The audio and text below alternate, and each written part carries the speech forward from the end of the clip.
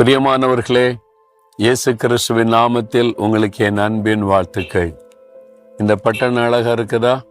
கூர்க் என்கிற இந்த பட்டணம் மலை மேலே இது அழகான இந்த பட்டணம். சுற்றிலும் இந்த மலை தான் ரொம்ப பார்க்க அழகா இருக்கிறது. இங்கே வசிக்கிற மக்களை நான் பார்த்தா ரொம்ப பாக்கியவான்கள் என்று சொல்லுவேன். நல்ல ஒரு இயற்கை சூழ்நிலையில் ஆரோக்கியமான ஒரு காற்று, பெரிய ஆசீர்வாதம் தானே. ஆண்டவருக்கு ஸ்தோத்திரம். சரி, இன்றைக்கு ஆண்டவர் உங்களுக்கு என்ன வாக்குத்தத்தம் வைத்திருக்கிறார்? உபாகமம் 28 அதிகாரம் 7 வசனத்துல, உனக்கு விரோதமாக எழும்பும் உன் சத்துருக்களை உனக்கு முன்பாக அவர் முறியடிப்பார். ஆண்டவர் வாக்கு கொடுக்கிறார், உனக்கு விரோதமாக எழும்புகிற சத்துருக்களை நான் முறியடிப்பேன் என்பதாக. நம்ம வாழ்கிற இந்த உலகத்துல நம்ம யாரும் பகை காட்டா கூட பகைவர்கள் எழும்பிடுறாங்க இல்ல? யோசித்து பாருங்க. அதான் விளங்கி கொள்ள முடியாத ஒரு புதிர். சம்பந்தம் இல்லாதவங்க கூட நம்மளை பகைப்பாங்க, நமக்கு தீமை செய்ய நினைப்பாங்க, உங்களுடைய ப்ரொமோஷனை தடுப்பாங்க, உங்க பிசினஸுக்கு எடுக்க நினைப்பாங்க, உங்க குடும்பத்துல நடக்கிற ஒரு நல்ல காரியத்தை தடுக்கிறதுக்கு முயற்சி பண்ணுவாங்க. ஏன் அவங்க அப்படிலாம் பண்றாங்க? நமக்கு அவங்களுக்கு என்ன? நம்ம அவங்களுக்கு ஒண்ணுமே தீங்கு செய்யலையே அப்படிலாம் நினைக்கும் போது ஒரு மனசோர்வு வரும். நம்ம வாழ்கிற இந்த உலகம் பொல்லாத மனிதர்கள் நிறைந்த உலகம். அதனால பகைக்கிறவர்கள் இருக்கத்தான் செய்வாங்க.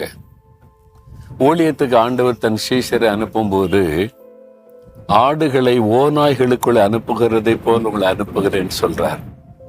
மக்கள் ஓநாய்களை போல உங்களை பீறி போடத்தான் எழும்புவாங்க. அப்போ இந்த மாதிரி சூழ்நிலை தான். இப்போ இயேசு கிறிஸ்து இந்த உலகத்துல ஊழியம் செய்யற போது யாருக்கு என்ன தீமை செய்கிறார்? எல்லாருக்கும் நன்மை செய்கிறார். ஒரு ஆளுக்கு அவர் தீமை செய்யவில்லை, நன்மை தான் செய்கிறார். ஆனாலும் அவரை பகைக்கிற ஒரு கூட்ட மக்கள் எழும்பினாங்க. பொறாமையினால் அவரை பகைத்தார்கள் என்று பார்க்கிறோம்.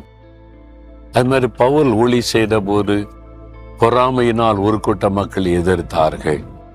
அப்போ நீங்க இருக்கிற இடத்துல, வசிக்கிற இடத்துல, வேலை செய்யற இடத்துல, பிசினஸ் செய்யற இடத்துல, ஊழி செய்யற இடத்துல உங்க மேல பொறாமை கொண்ட சிலர் எழும்பி உங்களை பகைப்பாங்க, தீமை செய்ய நினைப்பாங்க. அவங்க மனுஷர்கள் நல்லவங்க தான், எல்லா மனிதருமே நல்லவங்க தான். ஆனா பிசாசானவன் தான் அவங்களுடைய மனதை தூண்டி பொல்லாத காரியத்தை செய்ய, பொறாமையை உண்டாக்கி அவங்க மூலமா தீமை செய்ய, மனிதர்களை விரோதிக்கிற ஒரு சிந்தனையை உண்டாக்கி விடுகிறான். இப்போ இது தவிர்க்க முடியாத ஒரு காரியம். நம்மளை பகைக்கிறவங்களை தவிர்க்க முடியுமா? இருக்கத்தான் செய்வாங்க. ஆண்டவர் சொல்றாரு, உனக்கு விரோதமா எழும்புகிறவர்களை உனக்கு முன்பாக நான் முறியடிப்பேன் என்பதாக.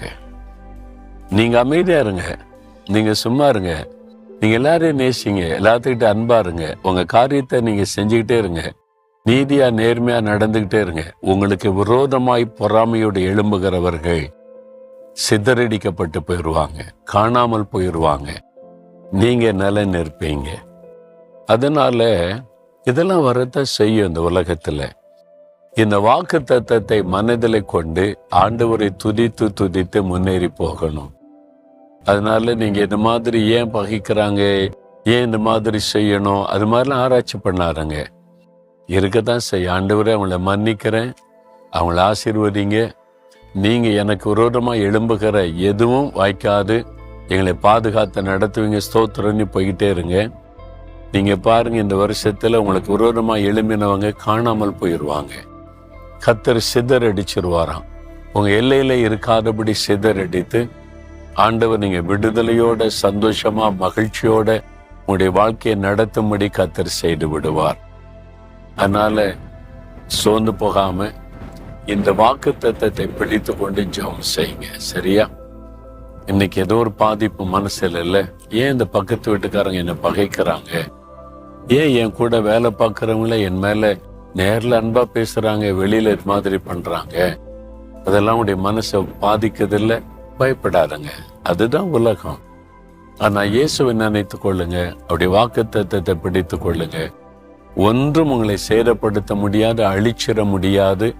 அந்த சத்துருக்கள் சிதறடிக்கப்பட்டு போயிடுவாங்க. ஆண்டவரே, நீர் கொடுத்த வாக்குத்தத்தத்திற்காய் ஸ்தோத்திரம். எங்களுக்கு விரோதமாக எழும்பக்கூடிய சத்துருக்களை நீ சிதறடித்து போடுகிறதற்காய் நன்றி. நாங்கள் மனப்பூர்வமாக அவங்கள மன்னிக்கிறோம், அவங்கள ஆசீர்வதிக்கிறோம். அவங்களும் அறிந்து கொண்டு ஆசீர்வதிக்கப்பட அவங்களுக்காய் மன்றாடுகிறோம். இயேசுவின் நாமத்தில் ஜெபிக்கிறோம் பிதாவே, ஆமேன், ஆமென்.